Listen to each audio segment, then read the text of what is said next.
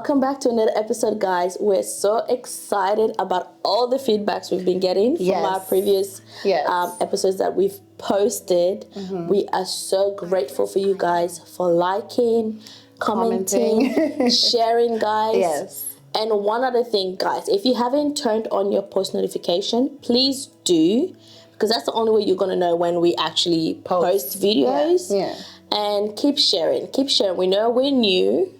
We're just starting out, so we want the word to be out there. I haven't seen a lot of black podcasts on YouTube. I mean, Australian black podcasts. Let me be specific. Australian.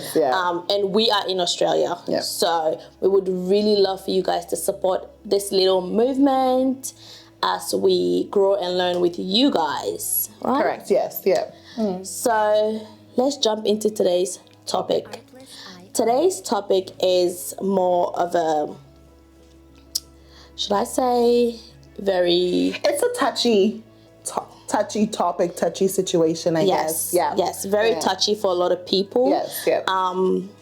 Like I stated before, we are based in Australia, and Australia is one of the most beautiful places. It is. Continent, country, whatever you choose to call it. I love it here. I really, really do. And if you know anything about Australia, you know it's a multicultural with various ethnic groups and racial backgrounds.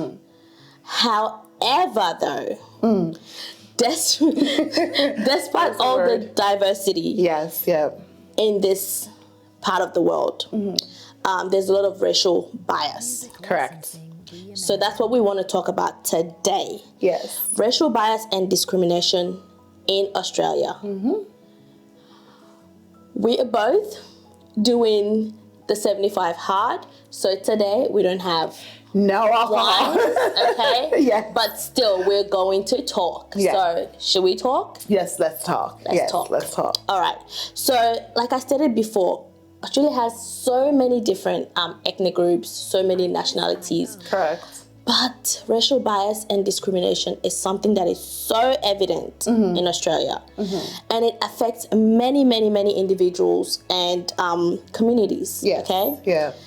So, first off, have you personally ever experienced racism in Australia? So, well, we'll go down memory lane. So when we first moved to Australia, we used to live in South Australia. And I think that was the first place where I've experienced racism. And it wasn't even like at the workplace, it was in a casino. Me and my friend, let's just call her Sally. Let's just call her Sally. Me and my friend and this other girl, we were at the casino and we were playing. It was a game that they were doing, and they were giving you like a free chip to play in the casino. So the manager of the casino, he came around and he was giving everybody that was on the table a chip, and he never included me and my friend Sally. Now Sally, she's Indian, and obviously I'm black. So my other friend, which is, she's Thai, she went to the manager and she's like, I came with me and my friend Sally. How come you didn't give them a chip? She's like, I think that's racist. I think that you're being racist towards them. Did the chips all of a sudden, they ended the minute it got to you guys? They ended at us. They didn't have enough. He didn't have enough. He didn't include us. Everybody else got it, but he didn't include us. And she actually made a complaint. I was telling her, you know what? It's okay. It's okay, Zoe. Don't make no complaint. It's okay. She's like, no. She's like, I'm not standing for this. She's like, that's racist. I'm gonna make a complaint to his boss. And she actually did make a complaint, and they sent me like an apology email, stating that whatever he did was wrong, and they actually like gave me like some free money to play with, but I never went back. For that day, I never went back. Yeah, because it just turns you off from the place. Because, okay, listen, individuals will be individuals. And I feel like racism stems from ignorance. Discrimination and racism stems from ignorance. That's my thought. Because I realized that, like, after I had kids, right?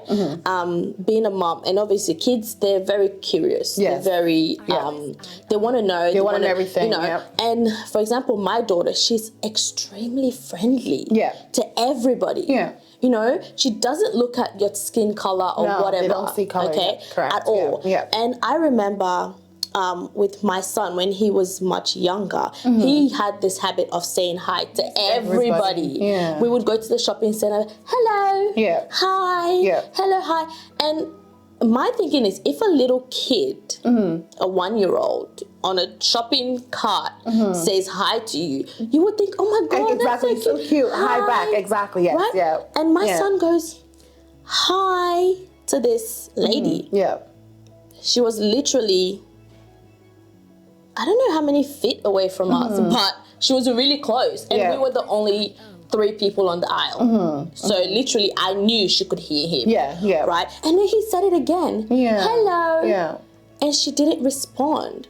And then he goes to me, Mommy, why she not say hello back? Yeah. And I'm like, don't worry, everybody is not going to receive what you're giving to them in the same way you're giving. Yeah. And I'm like, you know, because some people are just sad inside. That's what I said. Some people are just sad inside because there's nothing you can do. Because if a little kid, a little angel is trying to, whatever you're going through, let's say you're having a bad day. That's what I thought. You know, a little angel is saying hi to you. You would think that would be something to just brighten up your day. Just say, oh, hey, hi. Hi back, I'm sorry, but what does that take away from you? Nothing.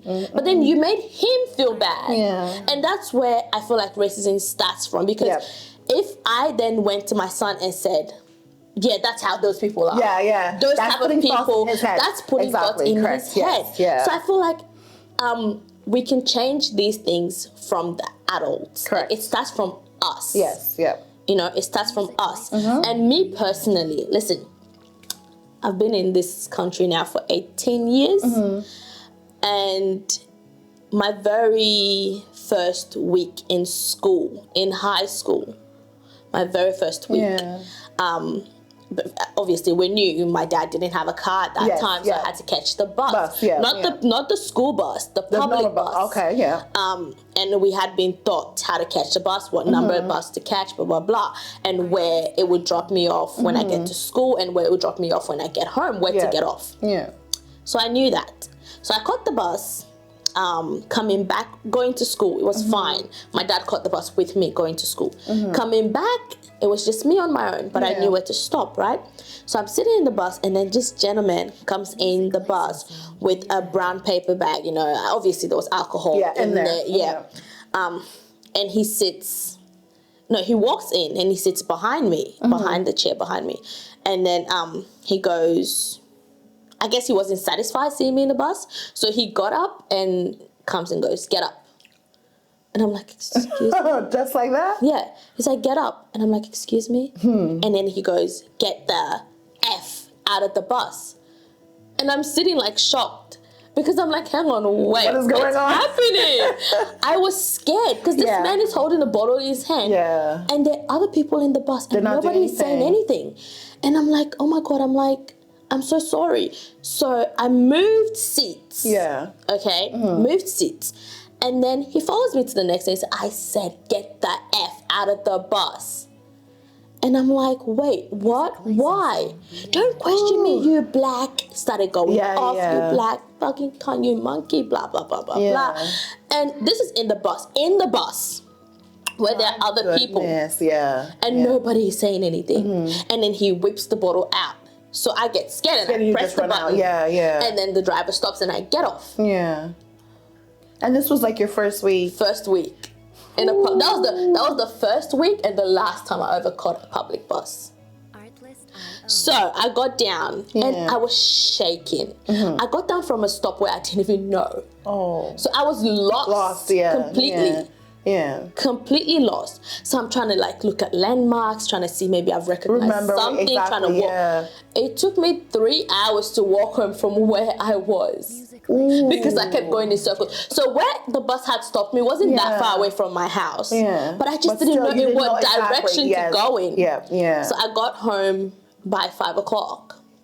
And my dad is furious sitting there like, what the hell? Where have you been? Blah, blah, blah, blah. Listen, I'm African and I have an African dad, and it was just the two of us at that time. So he freaked out. Being in a new country where you don't know anyone, no one knows you, you know, he freaks out and he realizes that I'm crying. So he's like, what's wrong?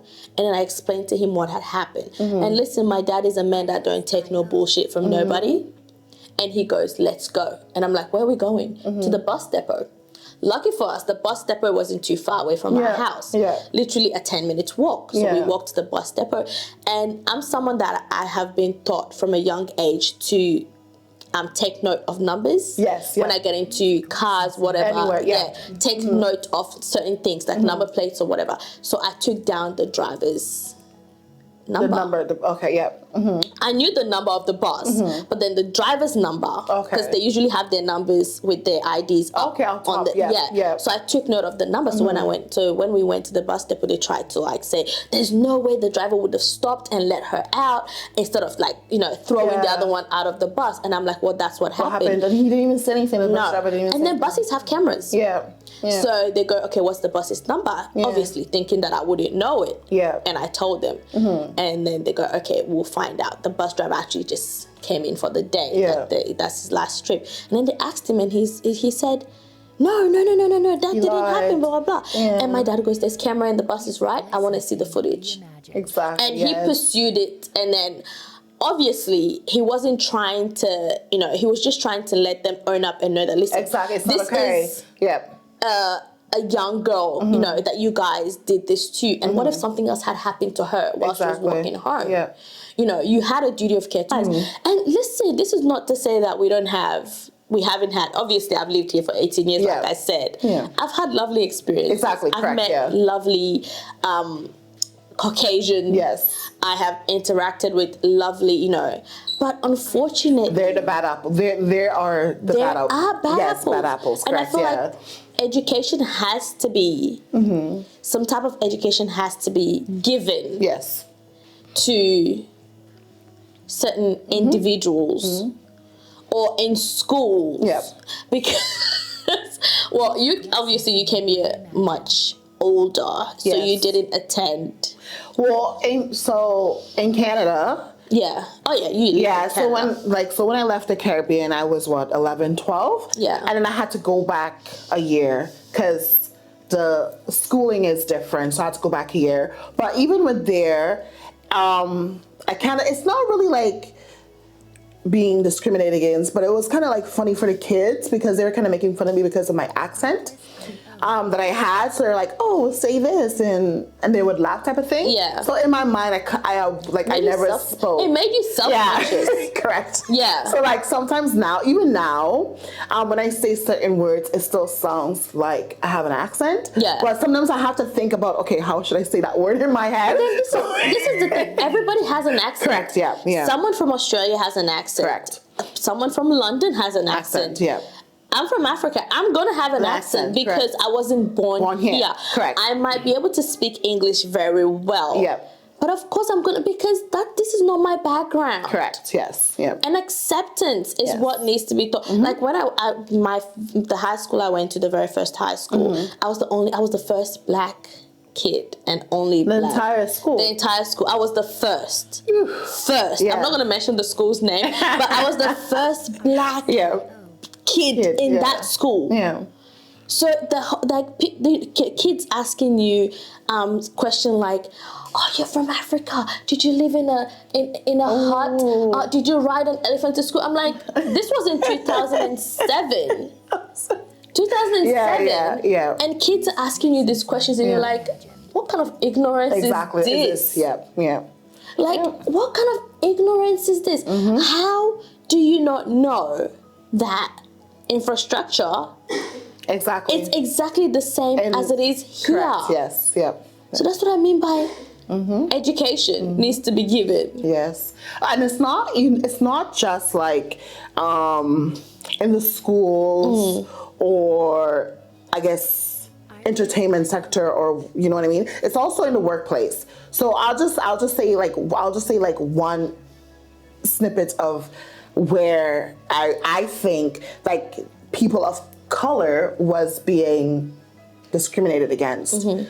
So when we moved to from SA, when we moved to Queensland, Brisbane, I was working downtown for this bank. Won't say the bank's name, but it was me and this other person. We were both Black females on that team. Now, we tried to apply for, she tried to apply for a position many times.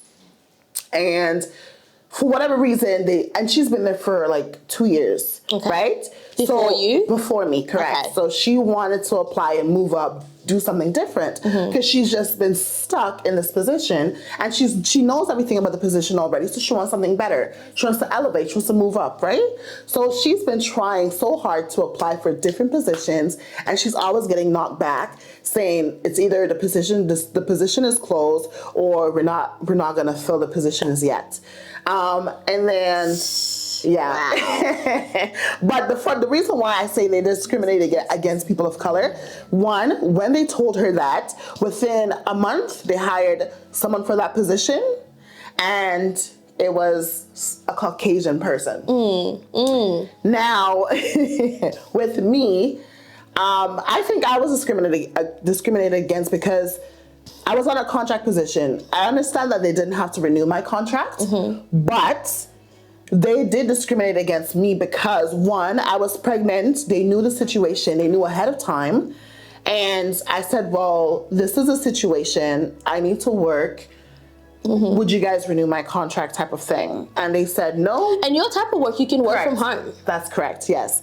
So they didn't renew my contract because they knew I was pregnant, and they knew that, obviously I'm going to need some time off. But that contract that I was on, they were able to like extend it or either give me permanent. But with that being said, it's just with that workplace, with that bank, I knew people of color was getting discriminated against. And I keep telling my friend, I'm like, just look for something else. Just look for something else. Because every time that people of color go to apply, they always getting knocked back.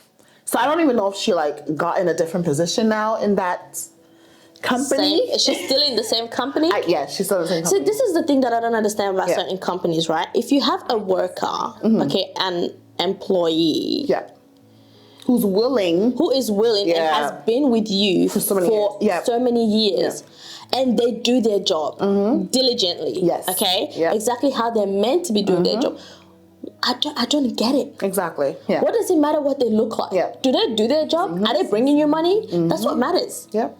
So, because I just found it weird because everybody in our team that got like a different position was Caucasian individual. So I just found it weird because I'm like, girl, you've been here longer than me, and how come they're not promoting you? Correct. Yeah. So she was really frustrated about that. I'm like, well, you know what? You got to stand up for yourself. That is sad because like one of the things that my dad always tells me is that unfortunately for people like us, we have to work 200% more than other people. Yeah. That is the reason why when I see people of color in higher positions, listen, I clap for them. Yeah. Because for you to be able to attain that position, you must have worked your ass off. Butt off.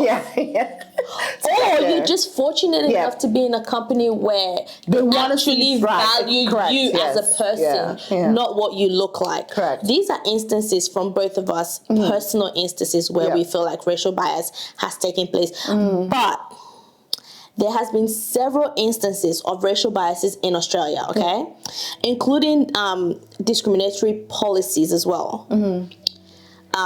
Hate crimes and so many things. Like when the Black Lives Matter protest was happening in the US, a bunch of people took to the streets here as well in solidarity for the Black Lives Matter that was happening in the US. And then you hear people saying, Why are you guys doing that? Getting into the mix. It is not happening to you. Or maybe then the police officers in Australia should start shooting your asses down the same way. Oh my God, I saw that comment and my blood boiled. Oh. I was so I would have been, yeah. Because I'm like, just because it's not happening here does not mean we should. In that way. Correct, yeah. Does not mean we should not stand correct. with our brothers and sisters, okay? And racial like police brutality might not be happening the way it is over there, but it is happening here everywhere. In other ways as well. Okay, and also like Australian policies in regards to the asylum seeking. It's also something that needs to be looked at.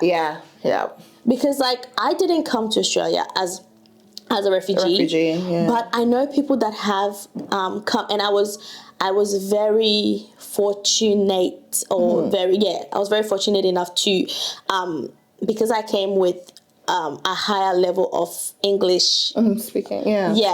I was considered as like a youth ambassador for other kids that came. If you usually when you come to Australia, you attend a school known as is it IEC, English as a first language? But then I didn't. Because my English was good and my writing was good and stuff like that. So I didn't. So like in the community where I lived, I was put in place to be able to help other young people when they come in. Right? And sometimes you see some of the things that are said about these young people coming in, and you're just like, oh my God, if only you understand the struggle this person is going through and what they had to do to get let me just say something. Okay, a lot of people don't leave their country because they want to. It's because of situations. Fortunately, listen, you guys might shoot me because of what I'm about to say, but it is the truth. We come over here for better quality things such as education, such as work-life balance. Actually no, because we don't even get the work-life balance well here. Because literally, compared to Canada, that's why we. And the weather. That's what you guys. But what I mean by work-life balance is maybe like listen, okay, I'm a shift worker. I feel like I don't have no time off, because when you have time off, you're tired. Yes, true. Yeah. But people that live back home, they might work Monday to Sunday, but they still have time to have a life. That's what I mean. So someone will come over here for a better quality education, better quality health care, whatever. And that's because a lot of the resources that you guys have here, this part of the world, was taken from us. Exactly, correct, yes. So, from Africa. So, listen, I'm advising young people like us to come over here, gain knowledge, and take it back over there. Because that's the best we can do, is to gain the knowledge. Correct. And go back and build for us. Correct, yeah. I don't care how you feel about that, but that's how I feel about that. And I'm going to be honest. Gain the knowledge. True. And go back and build, because there's no place like home. No matter where you go to, it's not going to be considered home. Because some idiot somewhere is always going to be looking at you and saying, go back to where you come. Don't you just hate that saying? I know, and it's like you're telling me to go back where I came from, but where did you come from? You stole this land from who? From somebody. Correct. Yes. So and at least I know where I come from. Correct. Yes. At least I know where I come from. But a lot of you don't even know where you come from. No culture, nothing. I've got culture, I've got background, and I'm proud of it. And you got soul, 100%. I'm gonna have my accent. Listen, you take it how you take it. My accent is my accent. Exactly, correct. At least when I speak, you know where I'm from. Yes, yeah. But then when you speak, where are you from? So a lot of people say, my kids, right? They're born in Australia. But no matter how it goes, they would never be considered Australians. Because when they grow up, they'll be like, you're black. Yeah, exactly. Australians are black, or they're aboriginals. Yes, Okay? Yes, So I just really want our schools here to focus on, that's one thing we need to focus on, teaching. Exactly. Some type of education towards racism and racial bias. Because even though it's such a complex issue, it really, really, really needs to be focused on. Correct. And not a lot of people talk about it. Yes. Because of the topic. People's afraid to talk about it because it's painful. It is. Correct. And it's very touchy. Yes. I don't know, but like you're from Canada, which is very close to the US, right? Did you find that when you came to Australia, it was really hard to find makeup products? Yeah. And I'm still finding it hard. You find because like when I go to, what's it called? Mecca? Yeah. And I'm like, you got Rihanna. I don't go to that shop because I can never find. Correct, yes. To find makeup, to find certain black girl products, hair. It's hard. And I really think, even going off topic, I think that we need something for us. Like us black female, men, women, whatever. We need something for us. We do. Yeah. We do. But also, like, that's why I'm saying that I feel like it is very essential for us to promote diversity. Yes, correct, yeah. Okay? Those companies that feel like they want to include people of color in their campaigns or in their, like, kudos to you. I am very, like, that's why there's certain companies, there's certain products out there that I support because they do inclusion. Yes, yeah. So please, I'm reaching out to more businesses out there, more companies out there. Let's try and promote inclusion, diversity, equality in the workplace. It is very, very, very, very important. Okay, and we can do this by recognizing and addressing racial bias in so many different ways. That would benefit us and also our community, other communities outside of us as well. So we want to know what you guys think about this topic. We know it is a touchy subject. Leave your comments. But let us know if you've ever faced any type of racial bias, if you've ever faced any type of discrimination. And if you have, we're very sorry. And don't be afraid to talk about it. No, don't. That's the thing. Yeah. That's the reason why we're talking about this today, because we want to open the conversation. Yes. Because look, I'm on a journey of self-healing, and I feel like these conversations need to be had as much as it is uncomfortable. Yeah. We need to speak about it. We need to talk about it. So, let's keep talking. Yes. Join the conversation, guys. Let's keep talking. If you haven't subscribed, can you tell them? Don't forget to hit that subscribe button and that bell so you're notified when we drop another video. Yes. Yeah. And keep sharing, guys. Yes, please keep sharing our videos. We really appreciate that. And let us know your thoughts, what you think about, about the topic podcast. So far, about the podcast. Yeah. Let us know, and we will see you guys in the next one. Yes. But until then, let's keep talking. Let's keep talking, yeah. Bye, guys. Music licensing reimagined.